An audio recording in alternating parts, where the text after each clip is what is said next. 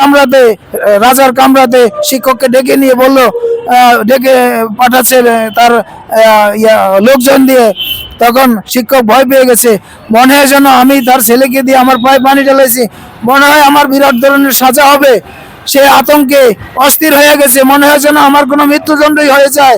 কিন্তু গিয়ে দেখে শিক্ষককে প্রশ্ন করলো, আপনি আমার শিক্ষককে কি আদব কায়দা শিখান নাই? কোনো বেয়াদবি শিখিয়েছেন? আপনি আমার ছেলেকে দিয়ে আপনার পায়ে পানি ঢালাইলেন কেন? আপনি আপনার পা নিজে সঞ্চালন করলেন কেন? আমার ছেলেকে দিয়ে পানি ঢালাইতেন, আপনার পা সঞ্চালন করে দিয়ে আপনাকে সম্পূর্ণভাবে সুন্দর করে উঁচু করে দিত। এটা হলো আদব। তাহলে শিক্ষকের মর্যাদা বাদশাহ আলমগীর দিয়ে গেছে, আপনারা কেন দিচ্ছেন না?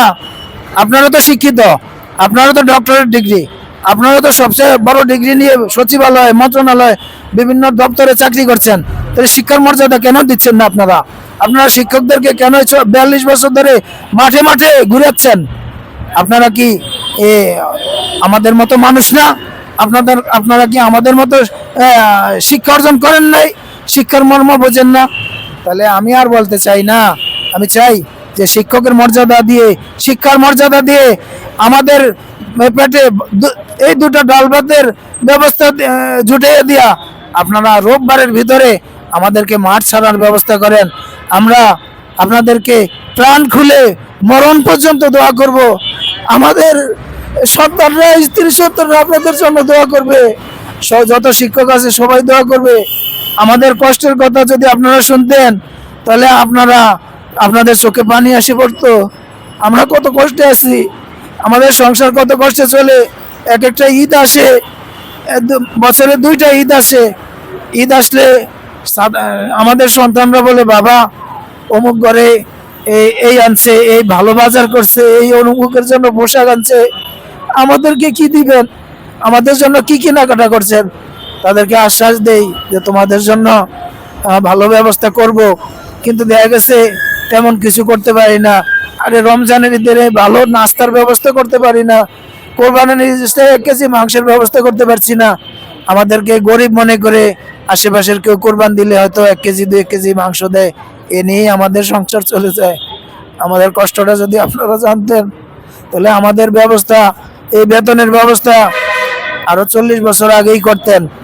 কিন্তু আমাদের এই কষ্ট আপনারা এই মনে মানিয়ে আপনাদের কাছে আকুল আবেদন, যেহেতু আমাদের শিক্ষকের কষ্ট বুঝছেন, আমাদের এই 40 বছরের 42 বছরের বৈষম্য বুঝছেন, তাহলে এতদিন যে সরকাররা আসছে তারা ফ্যাসিস্ট, তারা বাইরের বিভিন্ন চক্রান্তের সাথে জড়িত হয়ে আমাদেরকে ঘুরাইছে।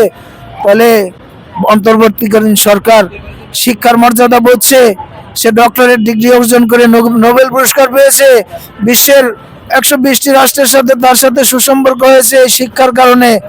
তাই তার কাছেও আবেদন, এবং সচিবালয়ের এই শিক্ষার সাথে যারা জড়িত সবার কাছে আবেদন, আপনারা আমার অনশন থেকে যেহেতু আমাদেরকে ফিরিয়ে আবার অবস্থান কর্মসূচিতে এনেছেন, আমার অনশন থেকে যে অনুরোধ করে আমাদেরকে অবস্থান কর্মসূচিতে যখন এনেইছেন, তাহলে আমরা চাইছিলাম মরা লাশ হয়ে ঢাকা থেকে ফিরতাম, সেটা আমাদের হলো না।